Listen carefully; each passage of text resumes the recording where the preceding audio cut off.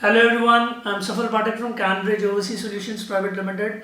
और आज एक बहुत ही अमेजिंग न्यूज़ के साथ आया हूँ। आज हमारे एक क्लाइंट हैं जिनकी हमने यहाँ डायरेक्ट इंडिया से कनाडा की पीआर रिसीव की है, और वो भी पीएनपी कैटेगरी में। जो लोग बोलते हैं पीएनपी कैटेगरी में वीज़ाज़ नहीं आते हैं, हमारे पहले भी पीआर आई है। और आज एक और फैमिली की 3 मेंबर्स हैं फैमिली में, हस्बैंड वाइफ और उनका एक किड है, जिनकी डायरेक्ट यहाँ कनाडा से डायरेक्ट यहाँ इंडिया से कनाडा की पीआर हमने रिसीव की है, और वो भी पीएनपी कैटेगरी में। और कौन सी पीएनपी थी? Provincial nominee programme Saskatchewan. तो सस्कैचुअन पीएनपी की हमने जो है इनकी पीआर रिसीव की है, और मैं आप लोगों के साथ इनकी जो है प्रोफाइल भी डिस्कस करूंगा, टाइमलाइन भी डिस्कस करूंगा कि कब हमने जो है इनकी फाइल को लॉन्च करा था, कब हमें आईटी आया, क्या स्टेट नॉमिनेशन कब आया, एडीआरस कब आए, क्या इनका एनओसी कोड था। मैं सारी क्लाइंट हैं जिनकी हमने यहाँ डायरेक्ट इंडिया से कनाडा की पीआर रिसीव की है, और वो भी पीएनपी कैटेगरी में। जो लोग बोलते हैं पीएनपी कैटेगरी में वीज़ाज़ नहीं आते हैं, हमारे पहले भी पीआर आई है। और आज एक और फैमिली की 3 मेंबर्स हैं फैमिली में, हस्बैंड वाइफ और उनका एक किड है, जिनकी डायरेक्ट यहाँ कनाडा से डायरेक्ट यहाँ इंडिया से कनाडा की पीआर हमने रिसीव की है, और वो भी पीएनपी कैटेगरी में। और कौन सी पीएनपी थी? Provincial nominee programme Saskatchewan. तो सस्कैचुअन पीएनपी की हमने जो है इनकी पीआर रिसीव की है, और मैं आप लोगों के साथ इनकी जो है प्रोफाइल भी डिस्कस करूंगा, टाइमलाइन भी डिस्कस करूंगा कि कब हमने जो है इनकी फाइल को लॉन्च करा था, कब हमें आईटी आया, क्या स्टेट नॉमिनेशन कब आया, एडीआरस कब आए, क्या इनका एनओसी कोड था। मैं सारी कितने पॉइंट्स थे इनके, एज क्या है इनकी, तो ये सारी डिटेल्स जो हैं मैं आप लोगों के साथ आज इस वीडियो में शेयर करूंगा। आप ध्यान से इस वीडियो को देखिए। प्लस अगर आपने इस चैनल को सब्सक्राइब नहीं किया, वो सब्सक्राइब कीजिए, बेल आइकन को प्रेस कीजिए, क्योंकि इसी तरह की जो है इन्फॉर्मेशन, इंपॉर्टेंट इन्फॉर्मेशन मैं आप लोगों के लिए लाता रहूँगा। चाहे वो स्टडी वीज़ा है, चाहे वो टूरिस्ट वीज़ा है, चाहे वो कनेडियन पीआर है या फिर ऑस्ट्रेलियन पीआर है, क्योंकि हम स्टडी वीज़ा, टूरिस्ट वीज़ा और ऑस्ट्रेलिया की और कनाडा की पीआर में डील करते हैं। और चलिए स्टार्ट करते हैं। फर्स्ट ऑफ ऑल कि इनका एनओसी कोड क्या था। तो जो इनका एनओसी कोड था जी, इनका एनओसी कोड था 6235, जो कि स्किल लेवल जो है वो बी कैटेगरी में आता है। आपको पता है 5 कैटेगरीज हैं, 0 A B C D, जिनमें जो आप एक्सप्रेस एंट्री और पीएनपी में जो आप प्रोफाइल्स क्रिएट करते हैं वो 0 A B कैटेगरी में ज़्यादातर करते हैं। स्किल ट्रेड की बात नहीं कर रहा, जो COD में आ जाते हैं, ठीक है। जो FSWP प्रोग्राम है, फेडरल स्किल्ड वर्कर प्रोग्राम, जो इनकी पीआर कैटेगरी है, उसके लिए बात कर रहा हूँ, 0 AB। तो इनका जो एनओसी कोड था फाइनेंशियल सेल्स रिप्रेजेंटेटिव का था 6235, और ये कैटेगरी बी में आता है। और इनके जो स्कोर थे वो पहले जब ये मेरे पास आए थे तो तब इनका स्कोर था 67।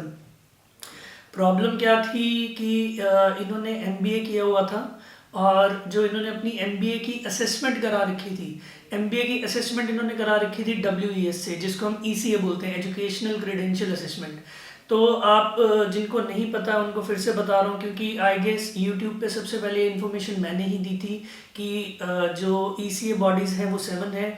यूट्यूब पे सबसे पहले वीडियो मैंने डाली थी कि 67 पॉइंट्स होते हैं क्या बोलते हैं एलिजिबिलिटी के लिए पीआर के। और आजकल बहुत प्रॉब्लम्स आ रही हैं, लोगों की प्रोफाइल इन एलिजिबल हो जा रही है। मैं नेक्स्ट वीडियो में शेयर करूंगा उसका क्या ऑल्टरनेटिव और वो क्यों इन एलिजिबल हो रही हैं। तो अब बात करते हैं इन्हीं की प्रोफाइल की कि ये जब मेरे पास आए थे तो इनके सस्कैचुअन में 67 पॉइंट्स थे। मैं उन 67 पॉइंट्स की बात नहीं कर रहा हूँ जो एलिजिबिलिटी के लिए चाहिए होते हैं। सस्कैचुअन में 60 चाहिए होते हैं, तो इनके सस्कैचुअन में 67 पॉइंट्स थे। इन्होंने एमबीए किया हुआ था, और उसका जो ECA करा रखा था वो WES से करा रखा था। जैसे मैंने आपको पहले भी अपनी वीडियोस में बताया, ऐसी 7 बॉडीज़ हैं जी जो ECA करती हैं, एजुकेशनल क्रेडेंशियल असेसमेंट। जैसे IQAS है, ICES है, CES है, WS है, टोटल ये 7 बॉडीज़ हैं। तो जो MBA की असेसमेंट वेस करता है, वो जो वेस है वो इसको बोलता है PG डिप्लोमा, जिस वजह से इनके पॉइंट्स जो थे वो 67 पे आके रुक गए थे। फिर मेरी इनसे डिस्कशन हुई, मैंने इनको बताया कि हमें जो MBA की असेसमेंट दोबारा से करनी पड़ेगी। तो हमने MBA की असेसमेंट दोबारा ICES से कराई, और ICES ने MBA को 1 ईयर मास्टर इक्विवेलेंसी दी।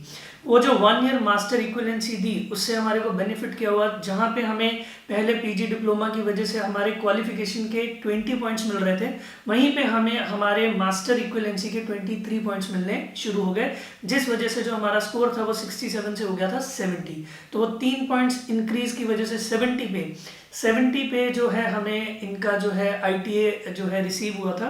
प्रोफाइल इनकी मैंने फरवरी 2020 में क्रिएट की थी। मैं आपके साथ टाइमलाइन भी शेयर करूंगा कि किस डेट को हमने जो है इनकी प्रोफाइल क्रिएट करी। तो प्रोफाइल इनकी 23 फरवरी 2020 में क्रिएट हुई थी जी। और उसके बाद जो हमें ITA आया था वो आया था 7 अक्टूबर 2021 को। फरवरी में प्रोफाइल क्रिएट हुई थी और जो ITA होता है इनविटेशन टू अप्लाई, तो जो सस्कैचुअन से हमें ITA आया था वो हमें आया था 7 अक्टूबर को 2020 में ही। फिर उसके बाद जो हमें स्टेट नॉमिनेशन आया वो आया था जी हमें फरवरी 4 2021 में, मतलब 4 फरवरी को हमें स्टेट नॉमिनेशन आ गया था। और स्टेट नॉमिनेशन आने के बाद आप लोगों को पता है कोविड की वजह से जो टाइमलाइंस हैं वो काफ़ी ज़्यादा डिले हुए हैं प्रोसेसेस, बट स्टिल जो हमें उसके बाद जो ADRs आए हैं, ADRs होता है एडिशनल डॉक्यूमेंट रिक्वायरमेंट्स। उसमें क्या होता है कि अगर एम्बेसी को लगता है कि हमें ये एडिशनल डॉक्यूमेंट्स हमें इस क्लाइंट से चाहिए, तो वो ADR मतलब एडिशनल डॉक्यूमेंट्स को आपसे मांगते हैं और आप उनको वो डॉक्यूमेंट्स सप्लाई करते हैं, जिस वजह से वो उसके बेसिस पे आपका जो फर्दर है प्रोसेसिंग चलती है। फिर उसके बाद जो है मई 10 2022 को 10 मई 2022 को मेडिकल रिक्वेस्ट आई थी। तो इन तीनों क्लाइंट्स का जो है हमने मेडिकल करवाया। फिर उसके बाद हमें जो प्रोसीजरल फेयरनेस है वो 16 जून 2022 को आया।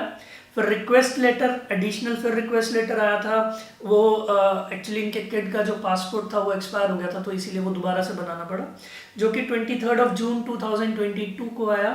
और जो फाइनल PPR आई है वो आई है हमें 15 जुलाई 2022 को। तो ये था जी इनका सारा प्रोसेस। और एक और चीज़ बहुत इम्पॉर्टेंट है कि जब इनको ITA आया था 7 अक्टूबर 2020 को, तो अक्रॉस द ग्लोब, मैं इंडिया की बात नहीं कर रहा, अक्रॉस द ग्लोब पूरे वर्ल्ड में सिर्फ 448 जो हैं एस्पिरेंट्स हैं जिनको कि ये जो ITA आया था, और इंडिया में सिर्फ 2 लोगों को, 2 फैमिलीज़ को ये जो ITA आया था, और वो दोनों फैमिलीज़ मेरे क्लाइंट हैं, एक चंडीगढ़ से हैं, एक जालंधर से हैं।